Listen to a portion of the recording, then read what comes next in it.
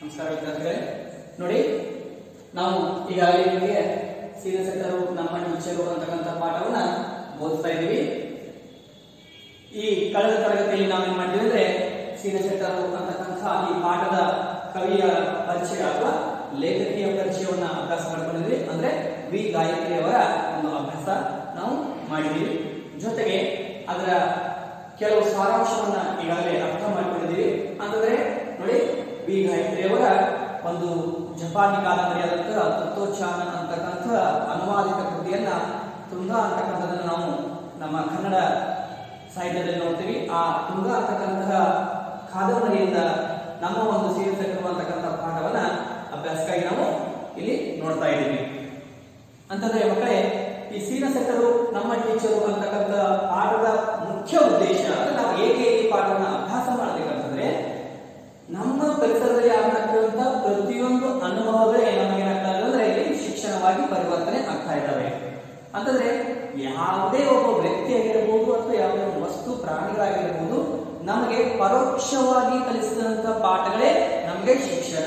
ಹಾಗಾಗಿ ನಮಗೆ ಕೊಟ್ಟಂತ ಶಿಕ್ಷಣ ಯಾವುದಾದ್ರೂ ವಸ್ತು ಅಥವಾ ಪ್ರಾಣಿ ಅಥವಾ ವ್ಯಕ್ತಿಗಳಿದ್ರೆ ಅವರನ್ನು ನಾವೇನಂತ ಕರಿಬೇಕಂದ್ರೆ ಶಿಕ್ಷಕರು ಅಂತ ಭಾವಿಸಿಕೊಳ್ಳಬೇಕು. ಅಂತಂದ್ರೆ ಕೇವಲ ಶಾಲೆಯಲ್ಲಿ ನೀಡತಕ್ಕಂತಹ ಪಾಠಗಳಷ್ಟೇ ನಮಗೆ ಏನಂದ್ರೆ ಶಿಕ್ಷಕರು ಅಂತ ನಾವು ತಿಳಿಯಬಾರದು. ಅಂದ್ರೆ ಬೋಧಿಸುವವರು ಶಿಕ್ಷಕರು ಅಂತಲ್ಲ, ನಮ್ಮ ಮನೆಯಲ್ಲೂ ಕೂಡ ನಾವೇನ್ ಮಾಡ್ತಾ ಇರ್ತೀವಿ, ಪರೋಕ್ಷವಾಗಿ ಕಲಿಕೆಯನ್ನು ಮಾಡಿಕೊಳ್ತಾ ಇರ್ತೀವಿ. ಅಂತಂದ್ರೆ ತಾಯಿಯಿಂದ, ತಂದೆಯಿಂದ, ಅಣ್ಣನಿಂದ ಆಗಿರ್ಬೋದು ಅಥವಾ ಸಂಬಂಧಿಕರಿಂದ ಆಗಿರ್ಬೋದು. ಹೌದಾ? ಉದಾಹರಣೆ ತಾಯಿಯಿಂದ ಏನಪ್ಪ ಅಂದ್ರೆ ಮನೆಯಲ್ಲಿ ಹೆಣ್ಣು ಮಕ್ಕಳು ಮಾಡಿಕೊಳ್ಳುವಂತಹ ಅಡುಗೆಯನ್ನ ಹೇಗೆ ತಯಾರಿಸಬೇಕು ಅನ್ನುವಂತ ಶಿಕ್ಷಣಕ್ಕೆ ಇರ್ತದೆ. ಆ ಶಿಕ್ಷಣ ಆಗೋದಾಗ ಅಲ್ಲಿ ಆ ಶಿಕ್ಷಣ ಕೊಡುವಂತಹ ತಾಯಿಯೇ ನಮಗೇನಕ್ಕ ಅಂದ್ರೆ ಗುರುವಾಗಿ ಕಾಣ್ತಾಳೆ. ಅಥವಾ ನಮ್ಮ ತಂದೆಯವರು ನಮಗೆ ಈಜನ್ನ ಕಲಿಸುವುದಾಗಿರ್ಬೋದು, ಅಥವಾ ನದಿಯಲ್ಲಿ ಹೇಗೆ ಈಜಬೇಕು, ಬಾವಿಯಲ್ಲಿ ಹೇಗೆ ನಾವು ಈಜಬೇಕು ಅನ್ನೋದನ್ನ ಕಲಿಸಿಕೊಟ್ಟಂತ ತಂದೆ ಕೂಡ ಅಂದ್ರೆ ಅವರು ಶಿಕ್ಷಕನಾಗಿ ನಮಗೆ ತೋರ್ತಾರೆ. ಹಾಗಾಗಿ ಯಾವುದೇ ಒಬ್ಬ ವ್ಯಕ್ತಿ ನಮಗೆ ಹೊಸ ಅನುಭವಗಳನ್ನ ಕಲಿಸಿಕೊಟ್ಟಾಗ ಆತನೇ ನಮ್ಮ ಶಿಕ್ಷಕ ಅಂತ ಹೇಳಿ ನಾವು ತಿಳಿದುಕೊಳ್ಳಬೇಕು. ಹಾಗಾಗಿ ಈ ಪಾಠದ ಉದ್ದೇಶ ಕೇವಲ ಶಾಲೆಯಲ್ಲಿ ಮಾತ್ರ ಶಿಕ್ಷಣ ಅಲ್ಲ, ಶಿಕ್ಷಣ ಪ್ರತಿಯೊಂದು ಹಂತದಲ್ಲಿಯೂ ನಮಗೆ ಆಗ್ತಾ ಇರುತ್ತದೆ ಅನ್ನೋದನ್ನ ತಿಳಿಸಿಕೊಡುವಂತ ಸ್ವಲ್ಪ ಪ್ರಯತ್ನವನ್ನ ಇಲ್ಲಿ ವಿ ಗಾಯತ್ರಿ ಅವರ ಮೂಲಕ ನಾವು ಮಾಡಿಕೊಳ್ತಾ ಇದ್ದೀವಿ. ಅಂದ್ರೆ ಇದನ್ನ ಅರ್ಥ ಮಾಡಿಕೊಳ್ಳಬೇಕು. ನೋಡಿ, ನಮ್ಮ ಪಾಠ ಈಗಾಗಲೇ ಗೊತ್ತಿರುವಂತೆ ಸೀನಿಯರ್ ಸೆಕ್ಟರ್ ನಮ್ಮ ಟೀಚರು.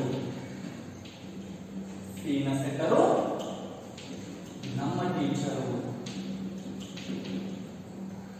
ನೋಡಿ, ಈ ಹಿಂದಿನ ತರಗತಿ ನಾವು ಈ ಸೀನಿಯರ್ ಸೆಕ್ಟರ್ ಯಾವ ಜೊತೆಗೆ ಸೀನಿಯರ್ ಸೆಕ್ಟರ್ ಅನ್ನ ಆ ಒಂದು ಶಾಲೆಗೆ ಅಂದರೆ ನಮ್ಮ ಒಂದು ಪಾಠದಲ್ಲಿ ಬರ್ತಕ್ಕಂಥ ಮಾಂಡವಿ ಟೀಚರ್ ಅವರ ಶಾಲೆಗೆ ಏಕೆ ಕರೆಸಿಕೊಳ್ಳಲಾಗಿತ್ತು ಅಂತಕ್ಕಂಥ ಸಂಕ್ಷಿಪ್ತ ವಿವರಣೆಯನ್ನ ನಾವು ಈ ಹಿಂದಿನ ತರಗತಿಯಲ್ಲಿ ಅಭ್ಯಾಸ ಮಾಡಿದ್ವಿ. ಅಂತಂದ್ರೆ ಸೀನಿಯರ್ ಸೆಕ್ಟರ್ ಅಂತಂದ್ರೆ ಇಲ್ಲಿ ಮಾಂಡವಿ ಟೀಚರ್ ಅವರು ಶಾಲೆಗೆ ಕರೆದುಕೊಂಡು ಬಂದಂತಹ ವಿಶೇಷ ಶಿಕ್ಷಕರು. ಅವರು ಬೋಧಿಸುವಂತ ವಿಷಯ ಬೇಸಾಯದ ಶಿಕ್ಷಣ. ಅವ್ರು ಕೊಡ್ತಕ್ಕಂಥ ಶಿಕ್ಷಣ ಅಂತಂದ್ರೆ ಅವರು ನಿಜವಾಗಲೂ 4 ಗೋಡೆಗಳ ಮಧ್ಯದಲ್ಲಿ ಅವರು ಬೋಧಿಸುವಂತವರಲ್ಲ, ಅವರು ಬೇಸಾಯದ ಶಿಕ್ಷಣವನ್ನ ಕೊಡಿಸಬೇಕು ಅಂತಕ್ಕಂಥ ಉದ್ದೇಶ ಇಟ್ಟುಕೊಂಡು ಮಾಂಡವಿ ಟೀಚರ್ ಅವರು ಏನ್ ಮಾಡಿದ್ದಾರೆ ಅಂದ್ರೆ ಆ ಒಬ್ಬ ಹೊಸ ಶಿಕ್ಷಕರನ್ನ ತಮ್ಮ ಶಾಲೆಯಲ್ಲಿರ್ತಕ್ಕಂಥ ಮಕ್ಕಳಿಗೆ ಪರಿಚಯ ಮಾಡಿಕೊಟ್ಟಿದ್ದಾರೆ. ಜೊತೆಗೆ ಆ ಶಾಲೆಯಲ್ಲಿ ಅವರನ್ನ ಪರಿಚಯ ಮಾಡಿಕೊಟ್ಟಾಗ ಅವರ ವೇಷಭೂಷಣ ಹೇಗಿತ್ತಂದ್ರೆ ಅವರು ಹಳೆಯದಾದ ಒಂದು ಟವಲಿಂದ ತಲೆಗೆ ಲಪಾಟೆಯನ್ನ ಸುತ್ತಕೊಂಡಿದ್ದರು, ಒಗೆದಂತಹ ಚೌಕಳಿ ಅಂಗಿಯನ್ನ ಹಾಕಿಕೊಂಡಿದ್ದರು. ಜೊತೆಗೆ ತುಂಬಾ ಹಳೆಯದಾದ ಪಂಚೆಯೊಂದನ್ನ ಸೊಂಟಕ್ಕೆ ಸುತ್ತಿಕೊಂಡಿದ್ದರು. ಅದು ಹೇಗಾಗಿತ್ತಂದ್ರೆ ಕಟ್ಟಿಕೊಂಡಂತಹ ರೀತಿ ಒಳಗೆ ಇರ್ತಕ್ಕಂಥ ಚಡ್ಡಿಗೆ ಇರ್ತಕ್ಕಂಥ ಪ್ರಾಮುಖ್ಯತೆ ಆ ಒಂದು ಏನಪ್ಪಾ ಅಂತಂದ್ರೆ ಪಂಚೆಗೆ ಬಂದಿತ್ತು ಅನ್ನುವಂತಹ ಒಂದು ಸಂಕ್ಷಿಪ್ತ ವೇಷಭೂಷಣವನ್ನು ನಾವು ತಿಳ್ಕೊಂಡಿದ್ವಿ. ಅದ್ರ ಜೊತೆಗೆ ಆ ಶಾಲೆಯಲ್ಲಿರ್ತಕ್ಕಂಥ ತುಂಗ ಅಂತಕ್ಕಂಥ ಒಂದು ವಿದ್ಯಾರ್ಥಿನಿ ಅವರನ್ನ ನೋಡಿದಾಗ, ಯಾರನ್ನ ನೋಡಿದಾಗ, ಸೀನಿಯರ್ ಸೆಕ್ಟರ್ ನೋಡಿದಾಗ ಎಲ್ಲೋ ಅವರನ್ನ ನೋಡಿದೀನಿ ಅಂತಕ್ಕಂಥ ಭಾಸ ಅವರಿಗೆ ಆಗ್ತಾ ಇತ್ತು. ಯಾರಿಗೆ? ತುಂಗ ಆಗ್ತಾ ಇತ್ತು. ಹೀಗಿರ್ಬೇಕಾದ್ರೆ ಏನಾಗುತ್ತೆ, ಅವರ ಒಂದು ಬೇಸಾಯ ಶಿಕ್ಷಣವನ್ನ ನಿಮಗೆ ಕಲಿಸಿಕೊಡ್ತಾರಂತೆ ಮಾಂಡವಿ ಟೀಚರ್ ಹೇಳ್ತಾರೆ. ಆಗ ಏನಾಗುತ್ತೆ ಅಂದ್ರೆ ಅವರು ಮಕ್ಕಳನ್ನ ಕರ್ಕೊಂಡು ಟೀಚರ್ ಅವರು ಅಂದ್ರೆ ಮಾಂಡವಿ ಟೀಚರ್ ಅವರು ಹಳ್ಳದ ದಂಡೆಗೆ ಬರ್ತಾರೆ. ಅಲ್ಲಿ ಇರ್ತಕ್ಕಂತಹ ಏನಂತಂದ್ರೆ ಆ ಹೊಲಗದ್ದೆಯಲ್ಲಿ ಬೇಸಾಯ ಶಿಕ್ಷಣವನ್ನು ಕಲಿಸುವಂತಹ ಜವಾಬ್ದಾರಿಯನ್ನ ಸೀನಿಯರ್ ಸೆಕ್ಟರ್ಗೆ ಒಪ್ಪಿಸ್ತಾರೆ. ಹೀಗೆ ನಾವು ಒಂದು ಪರಿಚಯವನ್ನು ಮಾಡಿಕೊಂಡಿದ್ದೇವೆ. ಜೊತೆಗೆ ಸೀನ ಸೆಟ್ಟರು ಯಾರು ಅನ್ನೋ ಪ್ರಶ್ನೆಗೆ ತುಂಗ ತಕ್ಷಣ ನೆನಪನ್ನು ಮಾಡಿಕೊಳ್ಳುವ ಮೂಲಕ ಅದನ್ನ ಅರ್ಥ ಮಾಡಿಕೊಳ್ತಾರೆ. ಅಂದ್ರೆ ಸಾಮ್ಯ ಪ್ರತಿ ವರ್ಷ ಸಾಮ್ಯ ಮನೆಗೆ ಆಲೆಮನೆಗೆ ಇರ್ತಕ್ಕಂಥ ಆ ಒಂದು ಸ್ಥಳಕ್ಕೆ ಕೋಣವನ್ನು ಹಿಡಿದುಕೊಂಡು ಬರುವಂತ ಒಬ್ಬರೇ ಒಬ್ಬ ರೈತ ಇವರೇ ಸೀನ ಸೆಟ್ಟರು. ಇವರಿಗೆ ಇರ್ತಕ್ಕಂತಹ ಜಮೀನು 3 ಎಕರೆ ಜಮೀನು. ಪ್ರತಿ ವರ್ಷ ಅದರಲ್ಲಿ ಅವರು ಬೆಳೀತಕ್ಕಂತ ಬೆಳೆ ಸಾಸಿವೆ ಬೆಳೆ ಅಂತಕ್ಕಂಥದನ್ನ ಆ ತುಂಗ ನೆನಪು ಮಾಡಿಕೊಳ್ತಾಳೆ. ಈ ಮೂಲಕ ಏನಾಗ್ತಂದ್ರೆ ಅವರ ನೆನಪಿನ ಜೊತೆಗೆ ಹಾಗೆ ತುಂಗಾ ಒಂದು ಪರಿಚಯವನ್ನು ಕೂಡ ಸೀನ ಸೆಟ್ಟರು ಮಾಡಿಕೊಂಡು ಏನ್ ಮಾಡ್ತಾರೆ, ನಂತರ ಮಾರನೇ ದಿನ ಎಲ್ಲರೂ ಏನ್ ಮಾಡ್ತಾರೆ, ಬೇಸಾಯ ಶಿಕ್ಷಣಕ್ಕೆ ಹೊರಡ್ತಾರೆ ಅನ್ನೋದನ್ನ ಹಿಂದಿನ ಶಿಕ್ಷಣದಲ್ಲಿ ಅಥವಾ ಹಿಂದಿನ ಒಂದು ತರಗತಿಯಲ್ಲಿ ಅಭ್ಯಾಸ ಮಾಡಿದ್ವಿ. ಹಾಗಾಗಿ ಈ ಶಿಕ್ಷಣವನ್ನು ಕೊಡಿಸುವಂತ ಮುಖ್ಯ ಉದ್ದೇಶ ಏನಾಗಿತ್ತಂದ್ರೆ ಶಾಲಾ ಶಿಕ್ಷಣಕ್ಕೂ ಮತ್ತು ನಮ್ಮ ಬದುಕಿನ ಶಿಕ್ಷಣಕ್ಕೂ ವಿಶೇಷವಾದಂತಹ ಸಾಮ್ಯತೆ ಇರಬೇಕು, ಅನುಬಂಧ ಇರಬೇಕು ಅನ್ನೋದು ಅವರ ಉದ್ದೇಶವಾಗಿತ್ತು. ಅಂದ್ರೆ ಶಾಲಾ ಶಿಕ್ಷಣ ನಿಜ ಬದುಕಿನಿಂದ ದೂರ ಇರಬಾರದು, ಅವು ಎರಡು ಒಂದೊಂದೊಂದು ಸೇರ್ಕಬೇಕು ಅನ್ನೋದು ಮಾನವ ಟೀಚರ್ ಅವರ ಮುಖ್ಯ ಉದ್ದೇಶ ಅನ್ನೋದನ್ನ ಈಗಾಗಲೇ ನಾವು ಅರ್ಥ ಮಾಡಿಕೊಂಡಿದ್ದೇವೆ. ಹಾಗಾದ್ರೆ ಈ ಒಂದು ತರಗತಿಯಲ್ಲಿ ನಾವು ಏನನ್ನ ಅಭ್ಯಾಸ ಮಾಡ್ತೀವಿ ಅಂದ್ರೆ ಅದರ ಮುಂದುವರೆದ ಭಾಗವನ್ನು ಅಭ್ಯಾಸ ಮಾಡ್ತೀವಿ. ಹಾಗಾದ್ರೆ ನೋಡಿ ಏನು ಅದರ ಮುಂದುವರೆದ ಭಾಗದ ಸಾರಾಂಶ ನೋಡಿ. ಮೊದಲನೆಯದಾಗಿ ಮಣ್ಣಿನ ಕಣಕಣಗಳೊಟ್ಟಿಗೆ ಸಂವಾದಿಸಬಲ್ಲ ಸೀನ ಸೆಟ್ಟರಂತಹ ರೈತರ ಅನುಭವಜನ್ಯ ವಿವರಣೆ ತರಗತಿಯೊಳಗೆ ನಡೆಯಬೇಕಾದ ಅರ್ಧಪಾಲು ವಿಜ್ಞಾನದ ಪಾಠವನ್ನು ಗದ್ದೆಯಲ್ಲೇ ಕಲಿಸಿಬಿಡುತ್ತಿತ್ತು. ನೋಡಿ, ಮೊದಲನೇದಾಗಿ ಹೇಳ್ಬೇಕಂದ್ರೆ ಈ ಬೇಸಾಯ ಶಿಕ್ಷಣವನ್ನು ಕೊಡಿಸುವಂತ ಸೀನ ಸೆಟ್ಟರ ಒಂದು ಅನುಭವ ಇತ್ತಲ್ಲ, ಅವರು ಸುಮಾರು ವರ್ಷಗಳ ಕಾಲ ಏನ್ ಮಾಡ್ತಾರೆ ಅಂದ್ರೆ ಹೊಲಗದ್ದೆಗಳಲ್ಲಿ ಕಾರ್ಯವನ್ನ ಮಾಡಿದವರು ಅಥವಾ ದುಡಿದವರು. ಹಾಗಾಗಿ ಮಣ್ಣಿನ ಕಣಕಣಗಳೊಟ್ಟಿಗೆ ಅಂತಂದ್ರೆ ನೋಡಿ, ಪ್ರತಿಯೊಂದು ಮಣ್ಣಿನ ಯಾವುದೇ ಮಣ್ಣು ಇಲ್ಲ, ಕೆಂಪು ಮಣ್ಣು ಇರಬಹುದು, ಕಪ್ಪು ಮಣ್ಣು ಇರಬಹುದು, ಹೌದಾ, ಅದು ಮರಳು ಭೂಮಿ ಇರಬಹುದು ಅಥವಾ ಮರಳು ಮಣ್ಣು ಇರಬಹುದು, ಯಾವುದೇ ಒಂದು ಮಣ್ಣಿನ ಒಂದು ಬೇಸಾಯ ಶಿಕ್ಷಣವನ್ನ ಹೇಗೆ ಮಾಡಬೇಕು ಅನ್ನೋದನ್ನ ಬಹಳ ಚೆನ್ನಾಗಿ ಅರ್ಥ ಮಾಡಿಕೊಂಡಂತ ಸೀನ ಸೆಟ್ಟರು ಆ ಒಂದು ಅನುಭವ ಅದರಲ್ಲಿ ಇರುವುದರಿಂದ ಅಲ್ಲಿ ಏನಾಗ್ತಾ ಇತ್ತಂದ್ರೆ ಅವರ ಒಂದು ಅನುಭವ ಇಲ್ಲಿ ಬಹಳಷ್ಟು ಕಲಿಕೆಯನ್ನ ಮಾಡುವಂತದ್ದಾಗಿತ್ತು. ಅದಕ್ಕಾಗಿ ಹೇಳ್ತಾರೆ ಸಂವಾದಿಸಬಲ್ಲ ಅಂತಕ್ಕಂಥದ್ದು ಬರ್ತದೆ. ಹಾಗಾದ್ರೆ ಸಂವಾದಿಸಬಲ್ಲ ಅಂತಂದ್ರೆ ಮಾತನಾಡಲು ಅಥವಾ ಸಂವಾದಿಸುವುದು ಅಂತಂದ್ರೆ ಮಾತನಾಡುವುದು. ಇಲ್ಲಿ ಏನಾಗ್ತಾ ಇದೆ ಅಂದ್ರೆ ಮಣ್ಣಿನ ಕಣಕಣಗಳೊಟ್ಟಿಗೆ ಸಂವಾದಿಸಬಲ್ಲ, ಮಣ್ಣಿನ ಪ್ರತಿಯೊಂದು ಕಲ್ಲಿನ ಜೊತೆಗೆ ಅಥವಾ ಕಣಗಳ ಜೊತೆಗೆ ಮಾತನಾಡುವ ಶಕ್ತಿ ಯಾವುದು ಅಂದ್ರೆ ಅಥವಾ ಅನುಭವವನ್ನು ಯಾವುದು ಅಂದ್ರೆ ಅದು ಸೀನ ಸೆಟ್ಟರು ಹೊಂದಿದ್ದರು. ಹಾಗಾಗಿ ಹೇಳ್ತಾರೆ ಅವರ ಒಂದು ಅನುಭವ ಜನ್ಯ ಏನಾಗ್ತಾ ಇದೆ, ಮಕ್ಕಳಿಗೆ ಶಾಲೆಯಲ್ಲಿ ನಡೆಯಬೇಕಾದಂತಹ ಎಷ್ಟೋ ಶಿಕ್ಷಣವನ್ನ ಅಥವಾ ಬಹಳಷ್ಟು ವಿಷಯದ ಜ್ಞಾನವನ್ನ ಅವರು ಬೇಸಾಯ ಶಿಕ್ಷಣದಲ್ಲಿ ತೋರಿಸ್ಕೊಡ್ತಾರೆ. ವಿಜ್ಞಾನದಲ್ಲಿ ನಾವೇನ್ ಮಾಡ್ತೀವಿ, ವಿಶೇಷವಾಗಿ ಬೇಸಾಯವನ್ನ ಅಥವಾ ಬೇಸಾಯಕ್ಕೆ ಸಂಬಂಧಪಟ್ಟಂತಹ ಬೇರೆ ಬೇರೆ ಕಲಿಕೆಯನ್ನು ಅಭ್ಯಾಸ ಮಾಡ್ತೀವಿ. ಅಂದ್ರೆ ಬೇಸಾಯ ಅಂದ್ರೆ ಏನು, ಮಣ್ಣಿನ ಒಂದು ಪ್ರಕಾರಗಳು ಅಥವಾ ನೀರಾವರಿ ಒಂದು ವಿಧಗಳಾಗಿರ್ಬೋದು, ಅಥವಾ ಮತ್ತೆ ಈ ಗೊಬ್ಬರದ ಒಂದು ವಿಧಗಳು ಅಥವಾ ಯಾವ್ಯಾವ ಗೊಬ್ಬರಗಳನ್ನ ನಾವು ಬೇಸಾಯಕ್ಕೆ ಬಳಸ್ತೀವಿ ಇತ್ಯಾದಿಗಳನ್ನ ನಾವು ಅಭ್ಯಾಸ ಮಾಡುವಂತಹ ವಿಷಯ ತರಗತಿ ಯಾವುದಂದ್ರೆ ಅದು ವಿಜ್ಞಾನದ ವಿಷಯ. ವಿಜ್ಞಾನಕ್ಕೆ ಸಂಬಂಧಿಸಿದಂತ ಆ ಒಂದು ಬೇಸಾಯ ಶಿಕ್ಷಣವನ್ನು ಅಭ್ಯಾಸ ಮಾಡಬೇಕು. ಆದ್ರೆ ಅವರು ಯಾರು ಈ ಸೀನ ಸೆಟ್ಟರು ಏನಾಗ್ತಾ ಇತ್ತಂದ್ರೆ ಅವರ ಒಂದು ತರಗತಿಯಲ್ಲಿ ನಡೆಯುವ ಮಕ್ಕಳ ತರಗತಿಯಲ್ಲಿ ನಡೆಯಬೇಕಾದಂತಹ ವಿಜ್ಞಾನ ವಿಷಯದ ಪಾಠಗಳನ್ನ ಅರ್ಧದಷ್ಟು ವಿಷಯಗಳನ್ನ ಸೀನ ಸೆಟ್ಟರೇ ಅನುಭವವನ್ನು ಹೊಂದಿದ್ದರು, ಅವರಿಗೆ ಅಷ್ಟೊಂದು ಜ್ಞಾನ ಇತ್ತು ಅನ್ನೋದನ್ನ ಇಲ್ಲಿ ತಿಳಿಸಿಕೊಡ್ತಾರೆ. ಹಾಗಾಗಿ ಇನ್ನು ಎರಡನೇದಾಗಿ ಏನಪ್ಪ ಅಂದ್ರೆ ನೋಡಿ ಇಲ್ಲಿ ಏನಂದ್ರೆ ವಿಜ್ಞಾನದ ಪಾಠಗಳನ್ನ ಇಲ್ಲಿ ವಿಜ್ಞಾನದ ಅರ್ಧಪಾಲು ಪಾಠಗಳನ್ನ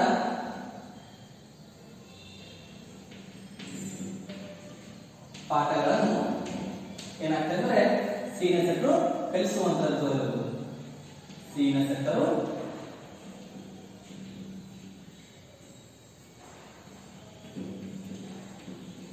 ಕಲಿಸುವಂತಹ ಸಾಮರ್ಥ್ಯ ಹೊಂದಿದ್ದರು. ಅಂದ್ರೆ ಎಲ್ಲ ಪಾಠಕ್ಕಿಂತ ಬೇಸಾಯಕ್ಕೆ ಸಂಬಂಧಿಸಿದ ಕೆಲವು ಪಾಠಗಳನ್ನ, ಇದು ಮೊದಲನೇದಾಗಿರ್ತಕ್ಕಂತಹ ಒಂದು ಅವರ ಒಂದು ಜ್ಞಾನದ ಒಂದು ಪರಿಚಯ ಅನ್ನಬಹುದು. ಅಂದ್ರೆ ವಿಜ್ಞಾನದಲ್ಲಿ ಬರ್ತಕ್ಕಂತಹ ಬೇಸಾಯ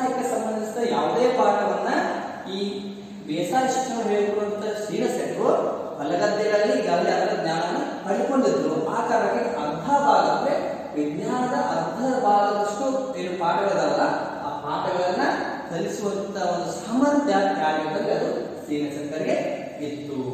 ಇನ್ನು ಎರಡನೇದಾಗಿ ಹೇಳ್ಬೇಕಂದ್ರೆ ನೋಡಿ, ಎರಡನೇದಾಗಿ ಹೇಳ್ಬೇಕಂದ್ರೆ ಏನಿತ್ತು ಅವರ ಒಂದು ವಿಶೇಷ ಶಕ್ತಿ ಅಂದ್ರೆ, ಮಕ್ಕಳು ಕುಟುಂಬದೊಂದಿಗೆ ವ್ಯವಸಾಯದಲ್ಲಿ ಪಾಲ್ಗೊಳ್ಳುತ್ತಿದ್ದರು. ಅವರಿಗೆ ಸಿಗುತ್ತಿದ್ದುದು ಎರಡನೆಯ ಸ್ಥಾನ, ಸೀಮಿತ ಒಳಗೊಳ್ಳುವಿಕೆ.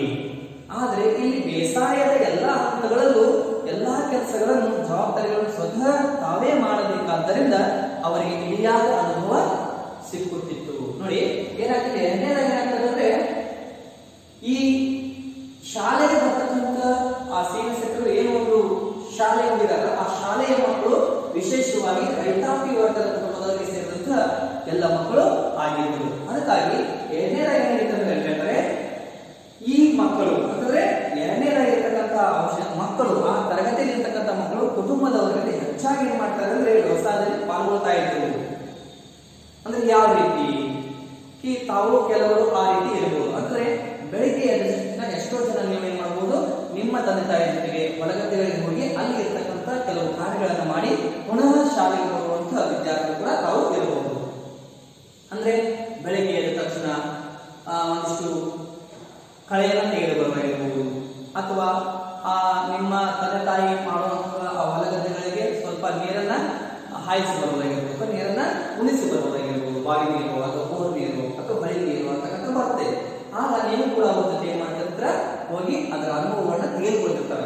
ಆದ್ರೆ ಅದು ಏನಾಗ್ತಾ ಇದೆ ಅಂದ್ರೆ, ಇಲ್ಲಿ ವ್ಯವಸಾಯದಲ್ಲಿ ಎಷ್ಟೋ ಮಕ್ಕಳಿಗೆ ಪಾಲ್ಗೊಂಡಿದ್ರು ಕೂಡ ನಿಮ್ಮ ಒಂದು ಸ್ಥಾನ ಯಾವ್ದಾಗಿರ್ತಂದ್ರೆ ಎರಡನೇ ಸ್ಥಾನ. ಅಂದ್ರೆ ನಿಮ್ಮ ಪ್ರಥಮ ಸ್ಥಾನವನ್ನು ಯಾರಿಗೆ ಕೊಡ್ಬೇಕಾಗಿತ್ತಂದ್ರೆ ಬೇಸಾಯದಲ್ಲಿ ನಿಮ್ಮ ತಂದೆ ತಾಯಿ ಆ ಕೆಲಸ ಮಾಡ್ತಾರೆ.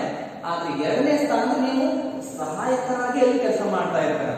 ನೀವು ಶಾಲೆಯಲ್ಲಿ ಅಥವಾ ಶಾಲೆಯ ನಂತರ ನೀವು ಏನ್ ಮಾಡ್ತಾರ, ಒಂದು ನಿಮ್ಮ ಹೊಲಗದ್ದೆಗೆ ಹೋದಾಗ ಅಥವಾ ಒಂದು ಬಿತ್ತನೆ ಕಾರ್ಯ ಬಂದಾಗ ಅಥವಾ ಇನ್ಯಾವುದೋ ಒಂದು ಸುಗ್ಗಿ ಕಾಲ ಬಂದಾಗ ಅಥವಾ ಈ ಬೆಳೆಯನ್ನ ಕತ್ತರಿಸಿ ಅದನ್ನ ಮನೆಗೆ ಫಲವನ್ನು ಒಯ್ಯುವಂತ ಸಂದರ್ಭದಲ್ಲಿ ನಿಮ್ಮನ್ನು ಕೂಡ ನಿಮ್ಮ ತಂದೆ ತಾಯಿಗಳು ಏನ್ ಮಾಡ್ತಾರೆ, ಲೆಕ್ಕ ಹೋಗಿ ನಿಮಗೆ ಅಲ್ಲಿ ಸಾಕಷ್ಟು ಕಾರ್ಯಗಳನ್ನ ಹಂಚಿಕೆ ಮಾಡ್ತಾರೆ. ಅವಾಗ ನೀವು ಹೋದಾಗ ಏನಾಗತ್ತಂದ್ರೆ, ನಿಮ್ಮ ತಂದೆ ತಾಯಿ ಅಥವಾ ನಿಮ್ಮ ಹಿರಿಯರು ಏನ್ ಮಾಡ್ತಾರೆ ಅಂದ್ರೆ ಮುಖ್ಯವಾದ ಕೆಲಸಗಳನ್ನು ತಾವೆಲ್ಲ ಮಾಡುವ ಮೂಲಕ ನಿಮಗೆ ಸಣ್ಣ ಪುಟ್ಟ ಕಾರ್ಯಗಳನ್ನ ಅಲ್ಲಿ ಜವಾಬ್ದಾರಿಯನ್ನು ಕೊಡ್ತಾ ಇರ್ತಾರೆ. ಕೊಡುವಾಗ ಏನಾಗ್ತದೆ, ನಿಮಗೆ ಎರಡನೇ ಸ್ಥಾನದ ಒಂದು ಅಲ್ಲಿ ಒಂದು ಸಂಖ್ಯೆ ಸಿಗುತ್ತದೆ. ಹಾಗಾಗಿ ನಿಮಗೆ ಪೂರ್ಣ ಪ್ರಮಾಣ ಜ್ಞಾನ ಆಗದೆ ಏನಾಗುತ್ತೆ, ಸ್ವಲ್ಪ ಸ್ವಲ್ಪ ಪ್ರಮಾಣದ ಒಂದು ಜ್ಞಾನ ಉಂಟಾಗ್ತಾ ಇರ್ತದೆ. ಯಾವುದು ಬೇಸಾಯಕ್ಕೆ ಸಂಬಂಧಿಸಿದಂತ ಒಂದು ಅನುಭವ. ಹಾಗಾಗಿ ಇಲ್ಲಿ ಬರ್ತಕ್ಕಂಥ ಶಾಲೆಗೆ ಬರ್ತಕ್ಕಂಥ ಮಕ್ಕಳು ವ್ಯವಸಾಯದಲ್ಲಿ ಸಾಕಷ್ಟು ಬಾರಿ ಪಾಲ್ಗೊಳ್ತಿದ್ದರೂ ಕೂಡ ಅವರಿಗೆ ಸಿಗ್ತಕ್ಕಂಥ ಸ್ಥಾನ ಎರಡನೆಯ ಸ್ಥಾನ. ಅಂದ್ರೆ ಕೇವಲ ಒಂದಿಷ್ಟು ಬಿತ್ತನೆ ಕಾರ್ಯ ಮಾಡುವಾಗ ಬೀಜಗಳನ್ನ ತಂದು ಕೊಡುವುದಾಗಿರ್ಬೋದು, ತಾಯಿಗೆ ಅಥವಾ ತಂದೆಗೆ ಬಿತ್ತನೆ ಮಾಡುವಾಗೆ ಆ ಚೀಲದಲ್ಲಿರ್ತಕ್ಕಂಥ ಬೀಜಗಳನ್ನು ತಂದು ಅವ್ರ ಕೈಗೆ ನೀಡೋದಾಗಿರ್ಬೋದು, ಅಥವಾ ಅಲ್ಲಿ ಬೇಕಾದಂತಹ ಯಾವುದೋ ಒಂದು ಸಸಿ ಅಥವಾ ತರುಗಳನ್ನ ಆ ಬೆಳೆಗಳ ತರುಗಳನ್ನು ತಂದು ಆ ಕೆಲಸ ಮಾಡುವಂತಹ ಆಳುಗಳಿಗೆ ತಂದು ಕೊಡುವುದಾಗಿರ್ಬೋದು, ಅಥವಾ ಅವರು ನೀರನ್ನ ನಾವು ಬೆಳೆಗಳಿಗೆ ಉಣಿಸಬೇಕಾದ್ರೆ ಒಂದು ವೇಳೆ ನೀವು ಬಾವಿ ಇದ್ದರೆ ಬಾವಿಯ ಒಂದು ಆ ನೀರನ್ನು ಎತ್ತಿ ಹೊಲಕ್ಕೆ ಕಳಿಸ್ಬೇಕಾದ್ರೆ ಅಥವಾ ಅದನ್ನ ಉಣಿಸ್ಬೇಕಾದ್ರೆ ಒಂದು ಮೋಟರನ್ನ ಆನ್ ಮಾಡೋದಾಗಿರ್ಬೋದು. ಹೌದಾ, ಸೀಮಿತ ಒಳಗೆ ಬಹಳಷ್ಟು ಜವಾಬ್ದಾರಿಯನ್ನು ಒಪ್ಪಿಸದೆ ನಿಮ್ಮ ಕೈಗೆ ಆಗುವಂತಹ ಅಥವಾ ಆ ತರಗತಿ ಯಾರು ಈಗ ಸೇರಿಸಿರ್ತಾರಲ್ಲ ಆ ಸೇರಿಸಿದ್ರು ಯಾವ ವಿದ್ಯಾರ್ಥಿ ಹೇಳ್ತಾರೆ ಆ ಅವರು ಇದೇ ರೀತಿ ಮಾಡಿರ್ತಾರೆ. ಏನಂತ ಸೀಮಿತ ಒಳಗೊಳಿಕೆಯನ್ನ ವ್ಯವಸಾಯ ಇದ್ದಾಗ ಅವ್ರು ಮಾಡ್ತಿರ್ತಾರೆ. ಆ ಅನುಭವ ಸ್ವಲ್ಪ ಇರುತ್ತೆ. ಅದಕ್ಕಾಗಿ ಬೇಸಾಯದ ಎಲ್ಲ ಹಂತಗಳನ್ನ ಎಲ್ಲಾ ಕೆಲಸಗಳನ್ನ ಜವಾಬ್ದಾರಿಗಳನ್ನ ಈಗ ಏನ್ ಮಾಡ್ಬೇಕಂದ್ರೆ ಅವರೇ ಸ್ವತಃ ಮಾಡಬೇಕಾಗಿದೆ. ಯಾರು ಈ ಬೇಸಾಯ ಶಿಕ್ಷಣ ಹೇಳ್ತಕ್ಕಂಥ ಸಿ.ಎನ್. ಶಂಕರ್ ಏನ್ ಮಾಡ್ತಾರೆ, ಈಗ ಮೊದಲನೇ ಸ್ಥಾನವನ್ನ ಅವರಿಗೆ ನೀಡ್ತಾ ಇದ್ದಾರೆ. ಯಾರಿಗೆ? ಮಕ್ಕಳಿಗೆ. ಅದೇ ಕುಟುಂಬದಲ್ಲಿ ಏನಾಗ್ತಾ ಇತ್ತು, ಅವರಿಗೆ ಎರಡನೇ ಸ್ಥಾನದ ಒಂದು ಸಿಗ್ತಾ ಇತ್ತು. ಆದ್ರೆ ಈಗ ಸಿಗ್ತಕ್ಕಂಥ ಪ್ರಮುಖ ಸ್ಥಾನ ಅಂದ್ರೆ ಅವರೇ ಗದ್ದೆಗೆ ಹೋಗಿ ಅವರೇ ಮೊದಲನೇ ಸ್ಥಾನದಲ್ಲಿ ನಿಂತು ಅವರೇ ಏನ್ ಮಾಡ್ಬೇಕಂದ್ರೆ ಪ್ರತಿಯೊಂದು ಕೆಲಸಗಳನ್ನ ಜವಾಬ್ದಾರಿಯಿಂದ ನಿರ್ವಹಿಸುವ ಮೂಲಕ ಅವರು ಒಂದು ಕಲಿಕೆಯನ್ನು ಪಡೆದುಕೊಂಡಿದ್ದಾರೆ. ಅವರ ಒಂದು ಬೇಸಾಯ ಶಿಕ್ಷಣ ಯಶಸ್ವಿ ಆಗುತ್ತದೆ ಅನ್ನೋದನ್ನ ಇಲ್ಲಿ ನಾವು ಎರಡನೇದಾಗಿ ನೋಡ್ಬೇಕು. ಅಂದ್ರೆ ಸ್ವತಃ ತಾವೇ ಜವಾಬ್ದಾರಿಯನ್ನ ಹೊತ್ತುಕೊಳ್ಳುವಂತಹ ಸಾಮರ್ಥ್ಯ ಮಕ್ಕಳಿಗೆ ಕಲಿಸುವುದಾಗಿದೆ. ಬೇಸಾಯದ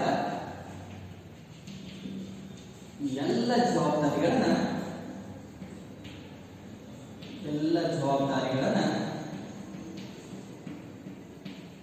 ಸ್ವತಃ ಮಕ್ಕಳೇ ಮಾಡಬೇಕಾಗಿದೆ. ಸ್ವತಃ ಮಕ್ಕಳೇ ಮಾಡಬೇಕು. ಅಂದ್ರೆ ಯಾವ ಒಂದು ಶಿಕ್ಷಣ ಕೊಡುವಂತಹ ಸೇವಕರಿದ್ದಾರಲ್ಲ ಅವ್ರು ಏನ್ ಮಾಡ್ಬೇಕಂದ್ರೆ ಮಕ್ಕಳನ್ನ ಗದ್ದೆ ಕರ್ಕೊಂಡ್ತಾರೆ. ಗದ್ದೆ ಕರ್ಕೊಂಡು ಏನ್ ಮಾಡ್ತಾರೆ ಅಂದ್ರೆ ಎಲ್ಲ ಪ್ರಮುಖ ಜವಾಬ್ದಾರಿಗಳನ್ನ ಅವರಿಗೆ ವಹಿಸ್ತಾರೆ. ಅವರೇ ಆಡಳಿತಗಳನ್ನು ಮಾಡುವ ಮೂಲಕ ಆ ಶಿಕ್ಷಣವನ್ನ ಪಡೆದುಕೊಳ್ಳುವಂಥದ್ದು ಅವರ ಎರಡನೇ ಮುಖ್ಯ ಉದ್ದೇಶ. ಅಂದ್ರೆ ಮೊದಲನೇದು ವಿಜ್ಞಾನದ ಅರ್ಧ ಪಾಠಗಳನ್ನ ಅಲ್ಲಿ ಅನುಭವದೊಂದಿಗೆ ಸೇರಿಸಲು ಹಂಚಿಕೊಳ್ತಾರೆ. ಎರಡನೇ ಏನಂತಂದ್ರೆ ಮಕ್ಕಳೇ ತಾವೇ ಸ್ವತಃ ಜವಾಬ್ದಾರಿಯನ್ನು ವಹಿಸಿಕೊಳ್ಳುವ ಮೂಲಕ ಬೇಸಾಯ ಶಿಕ್ಷಣವನ್ನ ಅನುಭವದೊಂದಿಗೆ ಕಲಿತಾರೆ. ಹೌದಾ? ಇಲ್ಲಿ ಮಾಡಿ ಕಲಿ ಅಂತಕ್ಕಂಥ ತತ್ವವನ್ನು ನಾವು ನೋಡಬಹುದು. ಬೇರೆಯವರು ಅವ್ರ ಕುಟುಂಬದಲ್ಲಿ ಮಾಡ್ತಕ್ಕಂಥದ್ದು ಏನಾಗ್ತಾ ಇರ್ತದೆ, ನೋಡಿ ಕಲಿ ಆಗ್ತಾ ಇತ್ತು. ಆದ್ರೆ ಈಗ ಆಗ್ತಕ್ಕಂಥ ಅನುಭವ ಹೇಳಿದ್ರೆ ಮಾಡಿ ಕಲಿಯಂತ ಅನುಭವ. ಹೌದಾ? ಇನ್ನು ಶಾಲೆ ನಡೆದಿದ್ದು ಓದಿ ಕಲಿ. ಹೌದಾ? ಓದುವ ಮೂಲಕ ಜ್ಞಾನ ಪಡ್ಕೊಳ್ತಾ ಇದ್ರು. ಈ ರೀತಿ ಏನಾಗ್ತಾ ಅಂದ್ರೆ ಇಲ್ಲಿ ಹಲವಾರು ರೀತಿಯಲ್ಲಿ ಶಿಕ್ಷಣವನ್ನು ಸಾಕ್ತಾ ಇರುತ್ತೆ ಅನ್ನೋದನ್ನ ನಾವು ಅರ್ಥ ಮಾಡಿಕೊಳ್ಳಬೇಕು. ಹಾಗಾಗಿ ಇಲ್ಲಿ ಇಳಿಯಾದ ಅರ್ಥದಲ್ಲಿ ಏನಂದ್ರೆ ಒಟ್ಟಾರೆಯಾಗಿ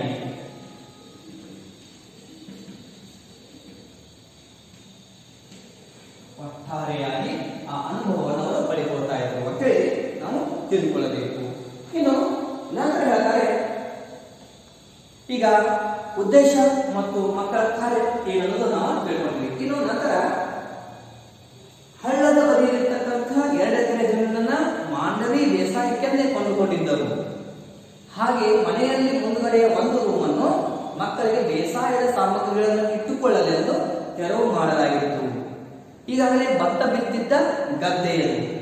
ನಿಲ್ಲಲಿ ಎಂದರೂ ಕೇಳದೆ ಜಡಿಮಳೆಯಲ್ಲಿ ಶಾಲೆಯ 50 ಮಕ್ಕಳು ಕಂಬಳಿ ಗೊಪ್ಪೆ ಹಾಕಿಕೊಂಡು ಸಂಭ್ರಮದಿಂದ ಗದ್ದೆಗಿಳಿದರು ಸೀನಸಕ್ಕರ ಜೊತೆ. ಏನಾಯ್ತು, ಈಗ ಏನೇನೋ ಅಭ್ಯಾಸ ಮಾಡ್ತಾರೆ ಅಂತ ನಾವು ತಿಳ್ಕೊಂಡ್ವಿ. ಹಾಗಾಗಿ ಇನ್ನ ಆ ಕಲಿಕೆಗೆ ಹೋಗ್ತಾರೆ. ಯಾರು ಸೀನಸಕ್ಕರು ತಮ್ಮ ಮಕ್ಕಳನ್ನು ತಗೊಂಡು ಅಥವಾ ವಿದ್ಯಾರ್ಥಿಗಳನ್ನು ತೆಗೆದುಕೊಂಡು ಹೋಗ್ತಾರೆ. ಎಲ್ಲಿ ಹೋಗ್ತಾರೆ ಅಂತಂದ್ರೆ ಈ ಮಾಂಡವಿ ಟೀಚರ್ ಏನ್ ಮಾಡ್ತಾರೆ ಅಂದ್ರೆ ಒಂದು ಅನುಭವವನ್ನ, ಕಲಿಕೆಯ ಶಾಲಾ ಕಲಿಕೆಯನ್ನ ನಿಜ ಬದುಕಿನ ಜೊತೆಗೆ ಹೊಂದಿಸಬೇಕು ಅನ್ನೋ ಉದ್ದೇಶದಿಂದ ಏನ್ ಮಾಡ್ತಾರೆ ಅಂದ್ರೆ ಸುಮಾರು 2 ಎಕರೆ ಅಂದ್ರೆ 2 ಎಕರೆ ಜಮೀನನ್ನ ಅವ್ರು ಏನ್ ಮಾಡ್ತಾರೆ ಅಂದ್ರೆ ಖರೀದಿ ಮಾಡ್ತಾರೆ. 2 ಎಕರೆ ಅಂತಂದ್ರೆ ಜಮೀನು ಖರೀದಿ ಮಾಡಿದರು. ಕೊಂಡುಕೊಳ್ಳುವುದಂದ್ರೆ ಖರೀದಿ ಮಾಡಿದರು.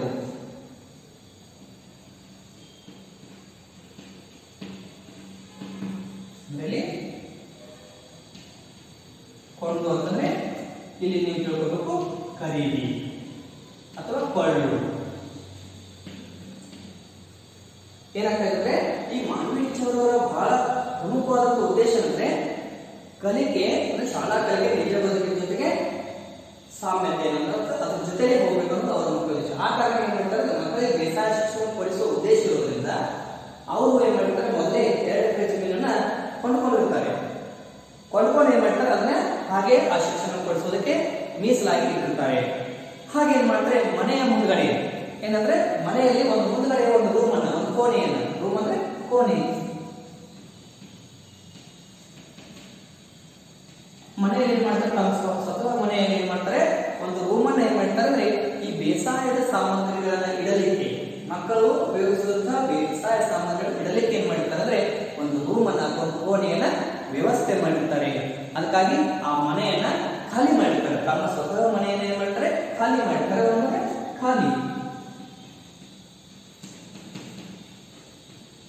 ಖಾಲಿ ಮಾಡಿರ್ತಾರೆ. ಖಾಲಿ ಮಾಡಿದ್ರೆ ಏನಾಗುತ್ತೆ ಅಂದ್ರೆ ಆ ಮಕ್ಕಳು ತಾವು ಉಪಯೋಗಿಸುವಂತಹ ಎಲ್ಲ ಬೇಸಾಯದ ಸಾಮಗ್ರಿ ತಂದು ಅಲ್ಲಿ ಪ್ರತಿನಿತ್ಯ ಇಡಬೇಕು, ಮತ್ತೆ ಅದರ ಅವಶ್ಯಕತೆ ತೆಗೆದುಕೊಂಡು ಹೋಗಬೇಕು ಅನ್ನುವಂತ ಒಂದು ದೃಷ್ಟಿಯಿಂದ ಮಾಂಡವಿ ಟೀಚರ್ ಅವರು 2 ಎಕರೆ ಜಮೀನನ್ನು ಖರೀದಿ ಮಾಡಿರ್ತಾರೆ. ಜೊತೆಗೆ ಆ ಮಕ್ಕಳಿಗೆ ಬೇಸಾಯ ಸಾಮಗ್ರಿ ಇಡಲಿಕ್ಕೆ ಮನೆಯಲ್ಲಿರ್ತಕ್ಕಂಥ ಮುಂದುಗಡೆಯ ಒಂದು ಕೋಣೆಯನ್ನ ಖಾಲಿ ಮಾಡಿಸಿರ್ತಾರೆ ಅಂತ ಹೇಳಿ ನಾವು ಅರ್ಥೈಸ್ಕೊಳ್ಬೇಕು. ಈಗಾಗಲೇ ಏನ್ ಮಾಡ್ತಾರೆ, ಅದು ಆ 2 ಎಕರೆ ಜಮೀನು ಏನಿದೆಯಲ್ಲ, 2 ಎಕರೆ ಒಂದು ಗದ್ದೆ ಇದೆಯಲ್ಲ, ಈ ಗದ್ದೆ ಏನ್ ಮಾಡಿರ್ತಾರೆ ಅವರು, ಅದರಲ್ಲಿ ಈಗಾಗಲೇ ಭತ್ತವನ್ನ ಬಿತ್ತಲಾಗಿತ್ತು. ಈಗಾಗಲೇ ಭತ್ತವನ್ನ ಬಿತ್ತಿದ್ದಂತ ಗದ್ದೆ ಅಂದ್ರೆ ಹೊಲ. ಹೌದಾ? ಗದ್ದೆ ಅಂದ್ರೆ ಹೊಲ. ಆ ಹೊಲದಲ್ಲಿ ಏನ್ ಮಾಡ್ತಾರೆ, ಸ್ವಲ್ಪ ಭತ್ತವನ್ನ ಹಾಗಾಗಲೇ ಆ 2 ಎಕರೆ ಎಲ್ಲ ತುಂಬದ ಭತ್ತವನ್ನ ಬಿತ್ತಿದ್ರು. ಆವಾಗ ಆ ಮಕ್ಕಳು ಆ ಒಂದು ಗದ್ದೆಗೆ ಬಂದು ಏನ್ ಮಾಡ್ತಾರೆ, ನೋಡ್ತಾರೆ. ಸೀನಿಯರ್ ಸೆಕ್ಟರ್ ಕೂಡ ಆಗ ಅವ್ರ ಜೊತೆಗೆ ಬಂದಿರ್ತಾರೆ. ನಿಲ್ಲಿ ಒಂದ್ ಸ್ವಲ್ಪ ತಡ ಮಾಡಿ ನಂತರ ನಾವು ಕೆಲಸ ಶುರು ಮಾಡೋಣ ಅಂತ ಹೇಳಿ ಸೆಕ್ಟರ್ ಹೇಳ್ತಾ ಇರ್ತಾರೆ. ಆದ್ರೆ ಏನಂటే ಸ್ವಲ್ಪ ಜಡಿ ಮಳೆ ಅಂದ್ರೆ ಈ ಹನಿಗಳು ಕೂಡ ಸ್ವಲ್ಪ ಬೀಳ್ತಾ ಇರ್ತದೆ, ತುಂತುರು ಹನಿಗಳು ಅಂತ ಹೇಳ್ತೀವಿ. ಆ ಜಡಿ ಮಳೆ ಅಂದ್ರೆ ಒಂದಿಷ್ಟು ಏನಪ್ಪ ವಿಶ್ರಾಂತಿವಿಲ್ಲದೆ ಆ ಹನಿಗಳು ಮಳೆ ಸುರಿತಾ ಇರುತ್ತೆ. ಅಂತ ಒಂದು ಜಡಿ ಮಳೆಯಲ್ಲಿ ಏನ್ ಮಾಡ್ತಾರೆ, ಶಾಲೆಯ 50 ಮಕ್ಕಳು ಬಂದಿರ್ತಾರೆ. ಎಷ್ಟು ಮಕ್ಕಳು? ಶಾಲೆಯ 50 ಮಕ್ಕಳು. ನೋಡಿ, ಬೇಸಾಯ ಶಿಕ್ಷಣವನ್ನು ಪಡೆಯಲಿಕ್ಕೆ ಶ್ರೀನಿವಾಸರಿಂದ ಬಂದಂತ ಶಾಲೆಯ ಮಕ್ಕಳು ಎಷ್ಟಂದ್ರೆ 50. ಎಷ್ಟು? 50 ಮಕ್ಕಳು ಕೂಡ ಏನ್ ಮಾಡ್ತಾರೆ, ಆ ಒಂದು ಜಡಿ ಮಳೆಯಲ್ಲಿ ಕಂಬಳಿ ಗೊಪ್ಪೆಯನ್ನು ಹಾಕಿಕೊಂಡು. ಕಂಬಳಿ ಗೊಪ್ಪೆ ಅಂತಂದ್ರೆ ಏನು? ಕಂಬಳಿ ಗೊಪ್ಪೆ ಅಂತಂದ್ರೆ ಈ ನಮ್ಮ ಹಿಂದಿನ ಕಾಲದಲ್ಲಿ ನಮ್ಮ ತಂದೆ ತಾಯಿ ಅಥವಾ ನಮ್ಮಂತ ಒಂದು ನಾವು ಕೂಡ ಏನ್ ಮಾಡಿದ್ವಿ, ಚಿಕ್ಕವರಿದ್ದಾಗ ಈ ಮಳೆ ಬಹಳಷ್ಟು ಸುರಿತಿರ್ಬೇಕಾದ್ರೆ ಆ ಒಂದು ಮನೆಯಲ್ಲಿರ್ತಕ್ಕಂಥ ಈ ಅಕ್ಕಿ ಚೀಲ ಆಗಿರ್ಬೋದು ಅಥವಾ ಗೋಣಿ ಚೀಲ ಆಗಿರ್ಬೋದು, ಇವುಗಳನ್ನ ಏನ್ ಮಾಡ್ತೀವಿ, ಅದನ್ನ ಒಂದು ಅರ್ಧ ಭಾಗವನ್ನು ಮಡಚುವ ಮೂಲಕ ಈ ಒಂದು ಆಕಾರದಲ್ಲಿ ನಾವೇನ್ ಮಾಡ್ತೀವಿ ಅಂದ್ರೆ ಒಂದು ಸ್ವಲ್ಪ ಈ ರೀತಿ ಬರ್ತಕ್ಕಂಥ ಒಂದು ಆಕಾರದಲ್ಲಿ ಏನಾಗ್ತದೆ, ಕಂಬಳಿ ಗೊಪ್ಪೆಯನ್ನು ಹಾಕಿಕೊಂಡು ಏನ್ ಮಾಡ್ತಾ ಇದ್ರು, ಜಡಿ ಮಳೆಯಲ್ಲಿ ಎಲ್ಲರೂ ಒಮ್ಮೆಲೆ ಜೊತೆಗೆ ಇಳಿತಾರೆ.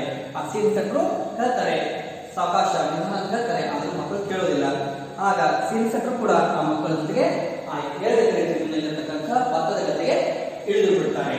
ಈಗ ಏನಾಗುತ್ತದೆ, ಅಲ್ಲಿ ಅವರ ಬೇಸಾಯ ಶಿಕ್ಷಣ ಪ್ರಾರಂಭ ಆಗುತ್ತದೆ. ಯಾವ ಶಿಕ್ಷಣ?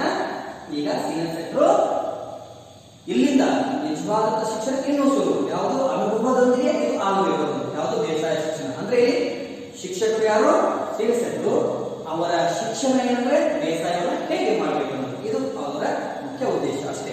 ಆದ್ರೆ ಏನಾಗುತ್ತೆ, ಆ ರೀತಿ ಕಂಬಳಿ ಗೊಪ್ಪೆಯನ್ನು ಹಾಕಿಕೊಂಡಾಗ ಜಡಿ ಮಳೆಯಲ್ಲಿ ಎಲ್ಲರೂ ಇರ್ತಾರೆ ಸೀನಿಸಕರ ಜೊತೆ. ಹೀಗೆ ಇರಬೇಕಾದ್ರೆ ಏನ್ ಮಾಡ್ತಾರೆ, ಮೊದಲೇದಾಗಿ ಹೇಳ್ತಾರೆ, ಯಾರು? ಸೀನಿಸಕರು ಹೇಳ್ತಾರೆ. ಏನಂತ ಹೇಳ್ತಾರೆ? ಎಲ್ಲ ಮಕ್ಕಳಿಗೆ 50 ಮಕ್ಕಳಿಗೆ ಹೇಳ್ತಾರೆ. ಏನಂತ ಹೇಳ್ತಾರೆ ನೋಡ್ರಿ, ಮುಂಚೆ ನಾವು ಸಸಿಗಳನ್ನ ಕೀಳಾನ, ಇವತ್ತೇ ಸಸಿ ಕಿತ್ತು ಮುಗೀತಂದ್ರೆ ನಾಳೆಯಿಂದ ನಾಟಿ ಮಾಡೋಣ. ಸೀನಿಸಕರು ಮಕ್ಕಳನ್ನು ಉದ್ದೇಶಿಸಿ ಎಲ್ಲ ಮಕ್ಕಳಿಗೆ ಮೊದಲಾಗಿ ಒಂದು ಸೂಚನೆಯನ್ನು ಕೊಡ್ತಾರೆ. ಏನಂತೇಳಿ, ಗದ್ದೆಯನ್ನು ನೋಡ್ತಾರೆ. ಗದ್ದೆಯಲ್ಲಿರ್ತಕ್ಕಂಥ ಒಂದಿಷ್ಟು ಆ ಒಂದು ಬೆಳೆಗಳು ಚೆನ್ನಾಗಿ ಬಂದಿರ್ತವೆ, ಬೀಜಗಳು ಮೊಳಕೆ ಹೊಡೆದು ಸ್ವಲ್ಪ ಒಂದು ಏನಿನಷ್ಟು ಒಂದು ಗೇನಷ್ಟು ಇರ್ತಂದ್ರೆ ಅವು ಚಿಗುರುತ್ತವೆ ಅಥವಾ ಮೊಳಕೆ ಹೊಡೆದು ಫಲ ಮೇಲೆ ಬರ್ತಾ ಇರುತ್ತೆ. ಬರ್ಬೇಕಾದ್ರೆ ಏನಂತಂದ್ರೆ ಆ ಸಸಿಗಳನ್ನ ನೋಡಿದಂತಹ ಸೀನಿಸಕರ ಮಕ್ಕಳೇ, ಇವತ್ತೇನ್ ಮಾಡೋಣ, ಎಲ್ಲರೂ ಮುಂಚೆ ನಾವು ಸಸಿಗಳನ್ನ ಕೀಳೋಣ. ಮೊದಲನೇ ದಿನದ ಕಾರ್ಯ ಏನಂದ್ರೆ ಸಸಿಗಳನ್ನ ಕೀಳುವುದು. ನೋಡಿ,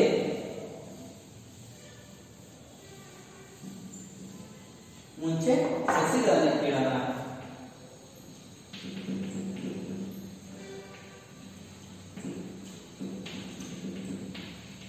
ಇಲ್ಲಿ ಕೀಳೋಣ ಅಂತಂದ್ರೆ ಏನು? ಕೀಳೋಣ, ಕಿತ್ತುಕೊಳ್ಳೋಣ, ಹೌದಾ? ಕಿತ್ತು ಬಿಡೋಣ ಅನ್ನುವಂಥದ್ದು ಮತ್ತೆ. ಮುಂಚೆ ಸಸಿಗಳನ್ನು ಕೀಳೋಣ, ನಂತರ ಇವತ್ತು ಸಸಿ ಮುಗಿತಂದ್ರೆ, ಇವತ್ತೇ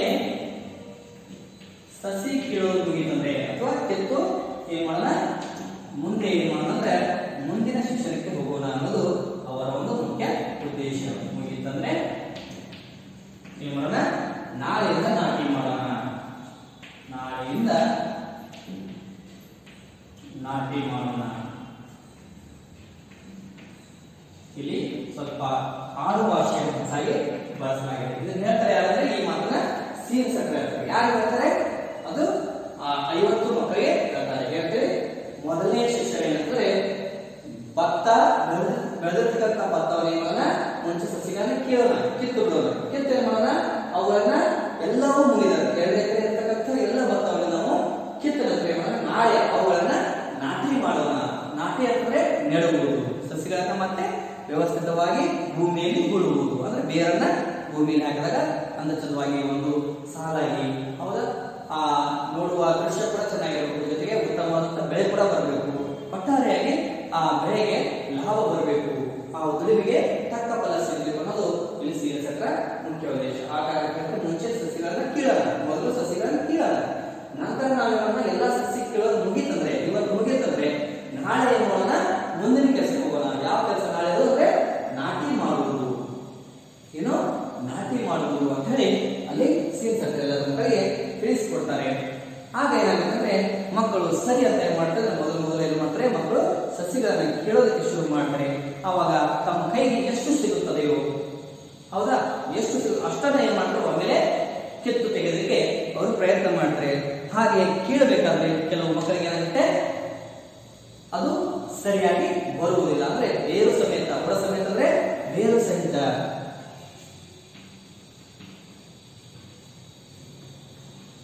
ಬುಡ ಸಮೇತ ಅಂದ್ರೆ ಬೇರು ಸಹಿತ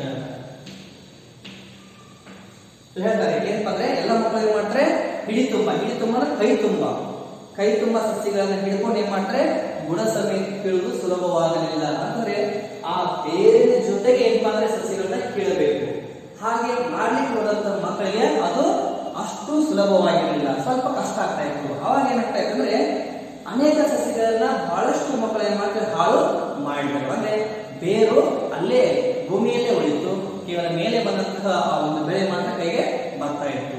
ಇದನ್ನು ನೋಡಿದಂತ ಸೀರಿಯಸ್ ಹೇಳ್ತಾರೆ, ಇದನ್ನ ಹೀಗೆ ಕೇಳಬಹುದು ಅಂದಾಗ ಅದನ್ನ ವ್ಯವಸ್ಥಿತವಾಗಿ ಆ ಮಕ್ಕಳಿಗೆ ಒಂದು ದೃಶ್ಯವನ್ನು ತೋರಿಸುವ ಮೂಲಕ ಏನ್ ಮಾಡ್ತಾರೆ ಅಂದ್ರೆ ಕೀಳುವುದನ್ನ ಅಭ್ಯಾಸ ಮಾಡಿಸ್ತಾರೆ. ಆಗ ಮಕ್ಕಳಿಗೆ ಆ ಕಲಿಕೆ ಆದ ನಂತರ ಏನ್ ಮಾಡ್ತಾರೆ, ಎಲ್ಲ ಮಕ್ಕಳು ನಿಧಾನವಾಗಿ ಅದನ್ನ ಕೀಳೋದನ್ನ ರೂಢಿ ಮಾಡಿಕೊಂಡು ಅಥವಾ ಅದನ್ನ ಪ್ರಯತ್ನಿಸಿ ಏನ್ ಮಾಡ್ತಾರೆ ಅಂದ್ರೆ ನಂತರ ಸೀರಿಯಸ್ ಹೇಳಿದಾಗೆ ಸರಿಯಾದ ದಿಕ್ಕಿನಲ್ಲಿ ಏನ್ ಮಾಡ್ತಾರೆ ಅಂದ್ರೆ ಆ ಬುಡ ಸಮೇತ ಸಸ್ಯಗಳನ್ನು ಕಿತ್ತು ಏನ್ ಮಾಡ್ತಾರೆ ಅಂದ್ರೆ ಅವರಿಗೆ ರೂಢಿ ಆಗುತ್ತೆ.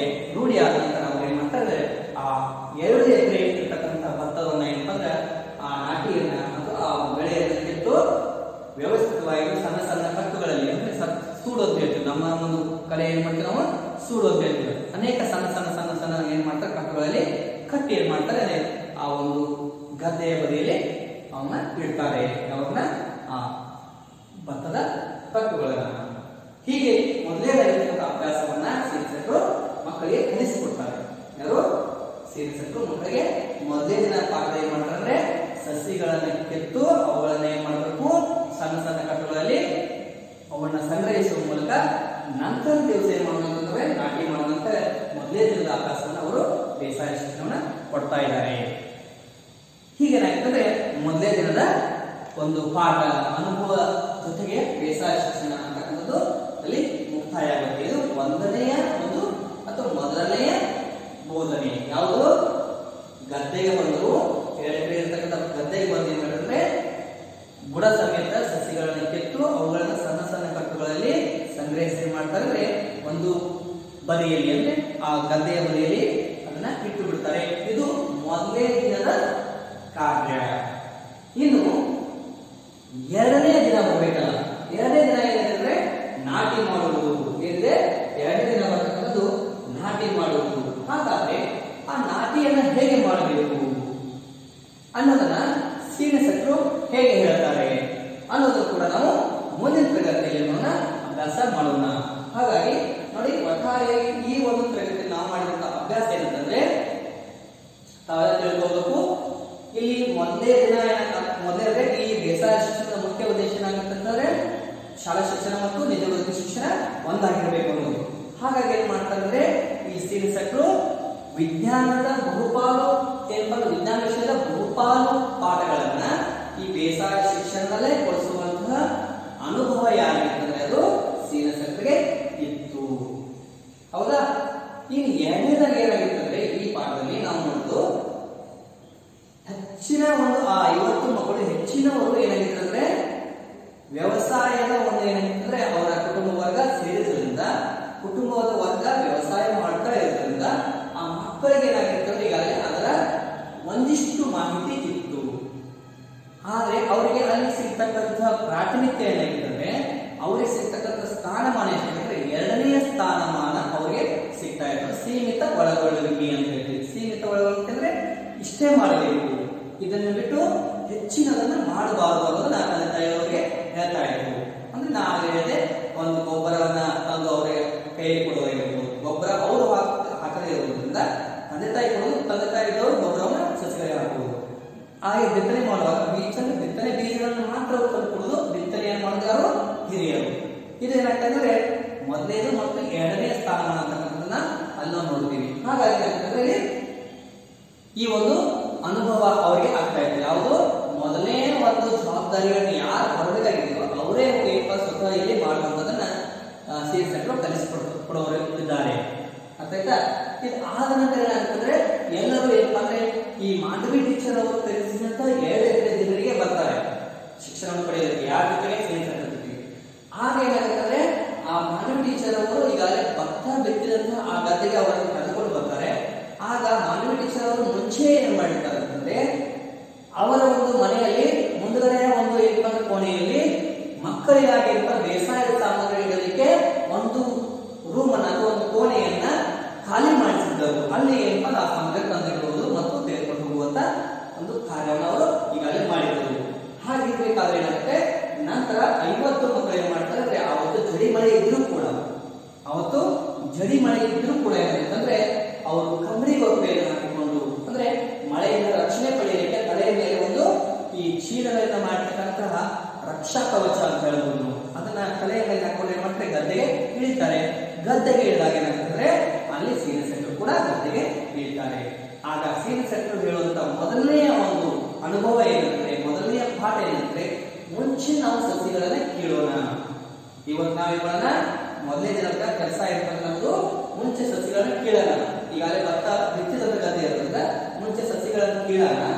ಆ ನಂತರ ಇವತ್ತು ಎಲ್ಲವೂ ಕಿತ್ತು ಮುಗಿದಿದ್ದಾದ್ರೆ, ಎಲ್ಲವೂ ಮುಗಿತಂದ್ರೆ ನಾಳೆ ನಾವೇನ ಮತ್ತು ಎಲ್ಲರೂ ಬಂದು ಕೂಡ ಏನ್ ಮಾಡೋಣ, ಕಿತ್ತಿದಂತ ಎಲ್ಲ ಒಂದು ಸಸಿಗಳನ್ನ ಪುನಃ ಮತ್ತೆ ವ್ಯವಸ್ಥಿತವಾಗಿ ನಾವೇನ್ ಮಾಡೋಣ, ನಾಟಿ ಮಾಡೋಣ ಅಂತೇಳಿ ಹೇಳ್ತಾರೆ. ಈ ರೀತಿ ಏನ್ ಮಾಡ್ತಾರೆ ಅಂದ್ರೆ ಆ ಒಂದು ಪಾಠವನ್ನ ಮಕ್ಕಳಿಗೆ ತಿಳಿಸಿಕೊಡ್ತಾರೆ ಅನ್ನೋದೇನಪ್ಪ ಅಂದ್ರೆ ಇಲ್ಲಿ ಇವತ್ತಿನ ಒಟ್ಟಾರೆ ವಿಷಯ ಆಗಿರ್ತದೆ. ಆ ಕಾರಣಕ್ಕಾಗಿ ಈ ಒಂದು ಪಾಠವನ್ನ ಇಲ್ಲಿಗೆ ನಾವು ತರ ಮಾಡ್ತಾ ಇದ್ವಿ. ನಿಮಗೆ ಇರತಕ್ಕಂತ ಮನೆ ಕೆಲಸ ಏನಂತಂದ್ರೆ ಮಕ್ಕಳು ಗದ್ದೆಗೆ ಇಳಿದಂತಹ ಬಗೆ ಹೇಗೆ, ಯಾವ ರೀತಿಯಲ್ಲಿ ಭತ್ತದ ಗದ್ದೆಗೆ ಮಕ್ಕಳು ಇಳಿದರು, ಆಮೇಲೆ ಈ ಶಿಕ್ಷಕರು ಸೀನಿಯರ್ ಸೆಕ್ಟರ್ ಯಾವ ರೀತಿಯಾಗಿ ಮಕ್ಕಳಿಗೆ ಒಂದು ಏನ್ ಮಾಡ್ತಾರೆ ಅಂದ್ರೆ ಸಸಿ ಕೀಳೋದನ್ನ ಕಲಿಸಿಕೊಡ್ತಾರೆ ಅಂತಕ್ಕಂಥ 2 ಪ್ರಶ್ನೆಗಳಿಗೆ ತಾವು ಉತ್ತರವನ್ನು ಬರೆಯಿರಿ. ಎಲ್ಲರಿಗೂ ಧನ್ಯವಾದ.